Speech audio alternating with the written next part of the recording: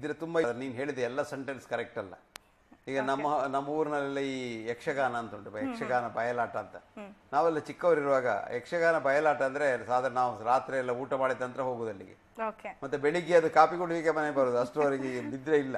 ಹಾಗಾಗಿ ನಿದ್ರೆ ಇಲ್ಲದಿದ್ರೆ ಒಂದ್ ದಿವಸ ಇಲ್ಲದಿದ್ರೆ ಏನೂ ಆಗೋದಿಲ್ಲ, 2 ದಿವಸ ಇಲ್ಲದಿದ್ರೆ ಏನಾಗೋದಿಲ್ಲ.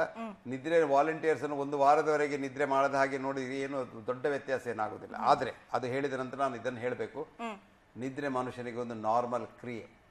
ಊಟ ಹೇಗೆ ಅದು ಪಚನ ಆಗ್ತದೆ, ಹೇಗೆ ಅದು ಹೊರಗೆ ಬರ್ತದೆ, ಇದೆ ಹಾಗೆ ನಿದ್ರೆ ಒಂದು ಅಗತ್ಯ. ಯಾಕಂದ್ರೆ ನಿದ್ರೆ ಸಮಯದಲ್ಲಿ ಮೆದುಳು ಕೆಲಸ ಮಾಡ್ತಾ ಇರ್ತದೆ, ಆದರೆ ಮೆದುಳು ಎಲ್ಲ ಅಂಗಗಳ ಕೆಲಸ ಮಾಡಿದ ಜಾಗಗಳ ಎಲ್ಲದನ್ನು ತಗೊಂಡು ರೆಸ್ಟ್ ಕೊಟ್ಟು ರಿಸ್ಟೋರ್ ಮಾಡಿ ನಮ್ಮ ಇಮ್ಯೂನ್ ಸಿಸ್ಟಮನ್ನು ಕೂಡ ರಿಸ್ಟೋರ್ ಮಾಡಿ ನಮ್ಮನ್ನು ಆರೋಗ್ಯವಂತರಾಗಿ ನಿದ್ರೆ ಅಗತ್ಯ. ನಿದ್ರೆಯಲ್ಲಿ ಕಷ್ಟ ಏನು ಗೊತ್ತಾ, ನನಗೆ ನಿದ್ರೆ ಬರಲಿಲ್ಲ ಅಂತ ಎಣಿಸಿಕೊಂಡು ತಲೆ ಕೊಡಿಸೋರು ಬಹಳ ಹೆಚ್ಚು ಜನ. ಅದನ್ನು ಯಾರು ಮಾಡಿದ್ದು, ಈ ಔಷಧಿ ಕಂಪನಿಯವರು ಅದನ್ನು ಮಾಡಿಸಿದ್ದು. ಯಾಕೆಂದ್ರೆ ಅವ್ರು ಹೇಳಿದ್ರು ನೀವೆಲ್ಲ 8 ಗಂಟೆ ಮಲಗಬೇಕು, ಹೆಚ್ಚಿನವರು 8 ಗಂಟೆ ಮಲಗುವುದಿಲ್ಲ. ಆವಾಗ ಅವರಿಗೆ ಟೆನ್ಷನ್ ಆಗ್ತದೆ, ನಾನು 8 ಗಂಟೆ ಮಲಗಲಿಲ್ಲ ಏನು ಮಾಡೋದು, ಕೂಡಲೇ ಡಾಕ್ಟರ್ ಹತ್ರ ಹೋಗಿ ನಿಮಗೆ ಒಂದು ಮಾತ್ರೆ ಕೊಡ್ತೇನೆ, ನಿದ್ರೆಗೆ ಮಾತ್ರೆ ಕೊಡ್ತೇನೆ ಅಂತ. ಆ ನಿದ್ರೆಗೆ ಮಾತ್ರೆ ಕೊಡೋದು ನಿದ್ರೆ ಬರೋದಲ್ಲ, ಅದು ಮಂಕ್ ಮಾಡ್ತದೆ ಅಷ್ಟೇ. ಸೊ ನೀನು ಗೊತ್ತಾಗೋದಿಲ್ಲ, ನೀನು ಕಣ್ಣು ಮುಚ್ಚಿ ಮಲ್ಕೊಳ್ತೀಯ, ಆದ್ರೆ ನಿಜವಾದ ನಿದ್ರೆ ಅಲ್ಲ ಅದು. ಆ ರಿಜ್ಯುವಿನೇಷಿಂಗ್ ರಿಫ್ರೆಶಿಂಗ್ ನಿದ್ರೆ ಬರೋದಿಲ್ಲ.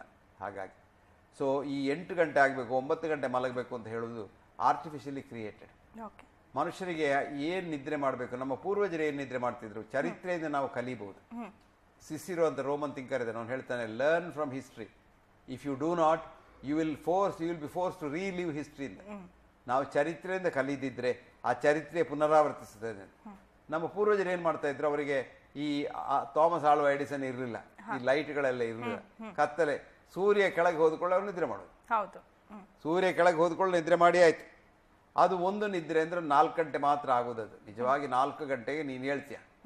ಆ ಎದ್ದ ನಂತರ ಅವರು ಹಸಿವಾದ್ರೆ ಊಟ ಮಾಡೋದು, ಅಥವಾ ಮದುವೆ ಆಗಿದ್ರೆ ಹೆಂಡತಿಯೊಟ್ಟಿಗೆ ಮಲ್ಕೊಳ್ಳೋದು, ಇಂಥ ಎಲ್ಲ ಕ್ರೈ ಮಾಡೋದು ಒಂದ್ಸಲ ಊಟ ಮಾಡಿದ ನಂತರ. ಮತ್ತೆ ಪುನಃ ಹೊತ್ತುಂಟು, ಇನ್ನೂ ಬೆಳಕಾಗಲಿಲ್ಲ, ಪುನಃ ಒಮ್ಮೆ ಮಲಗುದು, ಅದು ಇನ್ನೊಂದು ಗಂಟೆ 4 ಗಂಟೆಗೆ ಆಗ್ತದೆ. ಹಾಗಾಗಿ ಅವರಿಗೆ ಏನು ಕೆಲಸ ಇಲ್ಲದ ಕಾಲದಲ್ಲಿ ಹಾಗೆ ಮಾಡ್ತಾ ಇದ್ರು. ಆದ್ರೆ 4 ಗಂಟೆ ಒಂದು ಸ್ಟ್ರೆಚ್ ಮಾತ್ರ ನಿಜವಾದ ಒಂದು ನಿದ್ರೆ, ಮತ್ತೊಂದು 4 ಗಂಟೆ ಒಂದು ಸ್ಟ್ರೆಚ್, ಅಥವಾ 3 ಗಂಟೆ ಅಥವಾ 2 ಗಂಟೆ ಹೀಗೆ. ಹಾಗೆ ನಮಗೆ ಎಷ್ಟು ಬೇಕು ನಿದ್ರೆ ಅಂತ ಯಾರು ಹೇಳಲಿಲ್ಲ. ಆದ್ರೆ ಈಗ ತುಂಬಾ ಸ್ಟಡಿಗಳಿಂದ ನಮ್ಗೆ ಏನು ಗೊತ್ತಾಗಿದೆ, ಅದೆಲ್ಲ ರಿಡಕ್ಷನ್ ಸ್ಟಡೀಸ್ದು. 2-3 ಗಂಟೆ ನಿದ್ರೆ ಕೂಡ 4 ಗಂಟೆ ನಿದ್ರೆ ಕೂಡ ಮನುಷ್ಯನಿಗೆ ಸಾಕು ಅಂತ ಎಷ್ಟೋ ಪುರಾವೆಗಳಿವೆ. ಇದಕ್ಕೆ ಎನೆಕ್ಡೋಟಲ್ ಎವಿಡೆನ್ಸ್ ಅಂತ ಮುಂಚಿನ ಕಾಲದಲ್ಲಿ ಹೇಳ್ತಾ ಇದ್ದೇವೆ, ಅದು ಈಗ ಬಹಳ ವೈಜ್ಞಾನಿಕ ಅಂತ ನಮ್ಗೆ ಗೊತ್ತಾಗಿದೆ. ಹೇಳೋದು N for 1 ಸ್ಟಡಿ ಅಂದ್ರೆ ಒಬ್ಬ ಮನುಷ್ಯನ ಅನುಭವದಿಂದ ನಾವು ಹೀಗೆ ಹಲವು ಮನುಷ್ಯರ ಅನುಭವದಿಂದ ತಿಳ್ಕೊಳ್ಳೋದು. ನಾನು ಕೆಲವು ಮನುಷ್ಯರನ್ನು ಹೇಳ್ತೇನೆ ನಿಮಗೆ. ವಿನ್ಸ್ಟನ್ ಚರ್ಚಿಲ್ ಎಲ್ರಿಗೂ ಗೊತ್ತಿದ್ದವರು, ಬ್ರಿಟನ್ ನಲ್ಲಿ ಯುದ್ಧ ಕಾಲದಲ್ಲಿ ಪ್ರೈಮ್ ಮಿನಿಸ್ಟರ್ ಆಗಿದ್ರು. ಅವರು ಒಂದು 200 ಪೌಂಡ್ ತೂಕ ಅವರು. ಹಾಗೆ ಅವರಿಗೆ ವ್ಯಾಯಾಮ ಅಂತ ಇಲ್ವೇ ಇಲ್ಲ. ಅವರಿಗೆ ಹೆಚ್ಚಿನ ವ್ಯಾಯಾಮ ಅಂದ್ರೆ ಅವರು ಮಧ್ಯಾಹ್ನ ತಿಂದು ಅವರ ಈಸಿ ಚಾನೆಲ್ ಕೂತ್ಕೊಂಡು ಅವರ ಡಕ್ಸ್ ಇದೆ ಅಂದ್ರೆ ಬಾತುಕೋಳಿ, ಅದು ಸ್ವಲ್ಪ ಹೀಗೆ ಅದು ಹಾಕುದು ಅಷ್ಟೇ, ಅದು ಎಕ್ಸಸೈಸ್. ಇಷ್ಟೆಲ್ಲ ಮಾಡಿ ಅವರು 89 ವರ್ಷ ಬದುಕಿದ್ರು. ಕಷ್ಟದಲ್ಲಿದ್ರು, ಯಾಕಂದ್ರೆ ಸ್ಮೋಕ್ ಮಾಡಿ ಎಲ್ಲ ಎಂಫೈಸಿ ಮೇಲೆ ಆಗಿತ್ತು. ಈ ಮನುಷ್ಯ ಜೀವಮಾನ ಎಲ್ಲ 3.5 ಗಂಟೆ ಮಾತ್ರ ಮಲಗಿದ್ದು. ಯಾಕೆಂದ್ರೆ ಅವರದ್ದೆಲ್ಲ ಸೋಷಲೈಸಿಂಗ್, ಅದು ಇದು ಡಿನ್ನರು ಕುಡಿಯುವುದು ಎಲ್ಲ ಆಗುವಾಗ ಸಾಧಾರಣ ಒಂದು 10:30 ಗಂಟೆ ರಾತ್ರಿ 11 ಗಂಟೆ ರಾತ್ರಿ ಆಗ್ತದೆ. ಹಾಗಾಗಿ ಪ್ರೈಮ್ ಮಿನಿಸ್ಟರ್ ಕೆಲಸ ಹೋದ ನಂತರ ಜೀವನ ಮಾಡಬೇಕಾದ್ರೆ ಪುಸ್ತಕ ಬರೀಬೇಕು, ಮತ್ತೇನಿಲ್ಲ ಅವ್ರಿಗೆ ಕೆಲಸ. ಅವರು SLC ಮಾತ್ರ ಕಲ್ತದ್ದು.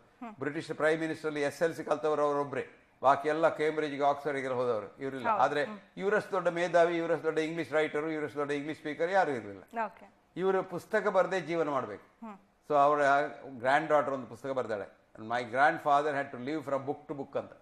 ಅದಕ್ಕೆ ಹೇಳೋದು ಪಾಟ್ ಬಾಯ್ಲರ್ಸ್ ಅಂತ ಇಂಗ್ಲಿಷ್ ನಲ್ಲಿ. ಪಾಟ್ ಬಾಯ್ಲರ್ಸ್ ಅಂದ್ರೆ ಆ ಪುಸ್ತಕ ಬರೆದ್ರೆ ಮಾತ್ರ ಇಲ್ಲಿ ಇಲ್ದಿರೆ ಅಡಿಗೆ ಕೋಣೆಯಲ್ಲಿ ಬೇಕು ಕೂತ್ಕೊಳ್ತದೆ. ಹಾಗಾಗಿ ಅದನ್ನು ಮಾಡ್ತಾ ಇದ್ರು. ಆದ್ರೆ ಅವರಿಗೆ ಕೂತ್ಕೊಂಡು ಬರೀಲಿಕ್ಕೆ ಆಗ್ತಾ ಇರಲಿಲ್ಲ. ಹೊಟ್ಟೆ ಎಷ್ಟು ದೊಡ್ಡದಿತ್ತು ಅಂದ್ರೆ ಪುಸ್ತಕ ಇದು ಮೇಜ್ ಸಿಕ್ಕುದಿಲ್ಲ, ಎಷ್ಟು ದೊಡ್ಡ ಹೊಟ್ಟೆ. ಅದಕ್ಕೆ ಅವ್ರು ನಿಂತುಕೊಂಡು ಬರೆಯೋದು. 10:30 ಗಂಟೆಯಿಂದ 3:30 ಗಂಟೆವರೆಗೆ ಅವರು ನಿಂತುಕೊಂಡು ಪುಸ್ತಕ ಬರೆಯೋದು. 3:30 ಗಂಟೆಗೆ ಡಬ್ ಅಂತ ಮಲಗಿದ್ರು, ನಿಂತ್ಕೊಂಡು ಬರೀತಾ ಇದ್ರು. ಹೌದು, ಅದು 3:30 ಗಂಟೆ 7 ಗಂಟೆ ಆಗುವಾಗ ಎಚ್ಚೆತ್ತು ಕೂತ್ಕೊಳ್ಳುವಾಗ 3 ಕೋರ್ಸ್ ಬ್ರೇಕ್ಫಾಸ್ಟ್ ರೆಡಿ, ಬ್ರೆಡ್ ಅಲ್ಲಿ ಬರಬೇಕು, ಇಲ್ಲದೆ ಕೊಂದು ಬಿಟ್ಟಾರ ಅವರು ಅಡಿಗೆ ಅವರು. ಅಂತ ಮನುಷ್ಯ. ಈ ಮನುಷ್ಯನಿಗೆ ಏನಾಗ್ಲಿಲ್ಲ. ಹಾಗಾಗಿ ನನಗೆ ಅಷ್ಟೇ ನಿದ್ರೆ ಬೇಕು, ಇಷ್ಟೇ ನಿದ್ರೆ ಬೇಕು ಅಂತ ತಲೆ ಕೆಡಿಸಿಕೊಳ್ಳೋದು, ಅದೇ ಒಂದು ಟೆನ್ಷನ್, ಅದು ಡಿಸ್ಟ್ರೆಸ್ ಆಗ್ತದೆ.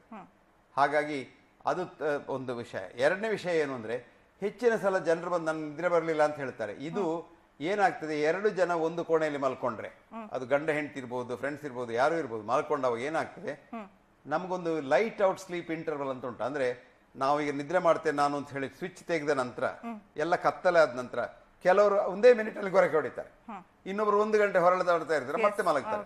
ಇಬ್ರು ನಾರ್ಮಲೇ, ಆದ್ರೆ ಅವರ ಲೈಟ್ ಔಟ್ ಸ್ಲೀಪ್ ಇಂಟರ್ವಲ್ ವ್ಯತ್ಯಾಸ. ಇದಕ್ಕೆ ನಮ್ಮ ಅಜ್ಜಿ ಕಾಲದಲ್ಲಿ ಹೇಳ್ತಾ ಇದ್ರು, ನಮ್ಮ ಚಿಕ್ಕ ಕಾಲದಲ್ಲಿ ಮಲಗುವ ಮೊದಲು 1 ಗ್ಲಾಸ್ ಬಿಸಿ ಹಾಲು ಕುಡಿಬೇಕು ಅಂತ. ಅದು ಒಂದು ರೀತಿಯಲ್ಲಿ ಒಳ್ಳೇದು, ಯಾಕಂದ್ರೆ ಅದು ಅದರಲ್ಲಿ ಆ ಟ್ರಿಪ್ಟೋಫೇನ್ ಅಂತ ಒಂದುಂಟು, ಅದು ಲೈಟ್ ಔಟ್ ಸ್ಲೀಪ್ ಇಂಟರ್ವಲ್ ಕಮ್ಮಿ ಮಾಡ್ತದೆ. ಸೊ ಮಲಗಿದುಕೊಂಡು ನಿದ್ರೆ ಬರ್ತದೆ. ಈಗ ಲೆಟಸ್ ಒಂದು ಹೆಂಡತಿ ಗಂಡ ಒಂದು ಕೋಣೆಯಲ್ಲಿ ಮಲ್ಕೊಳ್ತಾರೆ, ಸ್ವಿಚ್ ತೆಗೆದುಕೊಂಡು ಹೆಂಡತಿಗೆ light out sleep interval short ಇದ್ರೆ ಅವಳು ಹೊರಕ್ಕೆ ಹೊಡಿತು ಶುರು ಮಾಡ್ತಾಳೆ. ಇವನಿಗೆ 1 ಗಂಟೆ ಇವನು ಹೊರಳಾಡ್ತಾನೆ, ಮತ್ತೆ ಮಲಗ್ತಾನೆ. ಇವನು ಗಾಢ ನಿದ್ರೆ ಬಂದಿದೆ ಇವನಿಗೆ. ಬೆಳಿಗ್ಗೆ ಇವನು ಹೇಳುವಾಗ ಎಲ್ಲಿ ಆದ್ರೆ ಅವಳು ಹೇಳದಿದ್ರೆ ಇವನೇನ್ ನೆನೆಸ್ತಾನೆ, ನನಗೆ ನಿದ್ರೆ ಬರಲಿಲ್ಲ ಅಂದ್ರೆ ಇವನ ಕಾನ್ಶಿಯಸ್ ಲೆವೆಲ್ ಅಲ್ಲಿ ಏನು, ಇವನು ಮಲಗುವ ಮೊದಲು ಅವಳು ಮಲಗಿದಾಳೆ, ಸೊ ಅವಳು ಮಲಗಿದಾಳೆ, ಇವನು ಮಲಗಲಿಲ್ಲ. ಇವನು ಹೇಳುವಾಗಲೂ ಅವಳು ಮಲಗ್ತಾ ಇದ್ದಾಳೆ, ಇವನು ಮಲಗಲಿಲ್ಲ. ಅವಳು ಹೇಳುದು ಈ ಬೇರೊಬ್ರು ಹೆಚ್ಚು ಮಲಗಿದ್ದಾರೆ ಅಂತ ಹೇಳಿ ಹೊಟ್ಟೆಗಿಚ್ಚಿನಿಂದ ನಾನು ಮಲಗಲಿಲ್ಲ ಅಂತ ಹೇಳುದು. ಇದು ಹೆಚ್ಚಿನ ಮಲಗಲಿಲ್ಲ ಅಂತ ಹೇಳುವುದು ಹೊಟ್ಟೆಗಿಚ್ಚು, ನಿಜವಾದ ಮಲಗಲಿಲ್ಲ ಅಲ್ಲ. ಇದನ್ನು ಸರಿಯಾಗಿ ತಿಳ್ಕೊಂಡ್ರೆ ಅವ್ರು ಬೇಕಾದಷ್ಟು ಕಾಲ ಮಲಗಿರ್ತಾನೆ. ಮೂರನೇದು ಏನಾಗ್ತದೆ ಅಂದ್ರೆ, ಮತ್ತೆ ನಾವು ಟೆನ್ಷನ್ ಆಗಿ ನಾನು ಮಲಗಲಿಲ್ಲ ಅಂತ ಎಣಿಸ್ತಾ ಇರುವಾಗ ಅದು ಒಂದು ಕನಸು ಕಟ್ಟಿದಾಗ ಆಗ್ತದೆ, ನಾನು ಮಲಗಲಿಲ್ಲ ಅಂತ. ನಾನು ಮಲಗಲಿಲ್ಲ ಅಂತಲೇ ಒಂದು ಕನಸು ಆಗ್ತದೆ.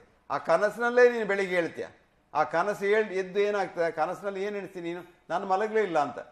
ಆದ್ರೆ ನಿಜವಾಗಿ ನೀನು ಅನಲೈಸ್ ಮಾಡಿ ನೋಡಿದ್ರೆ ಆ ಕನಸು ಉಂಟು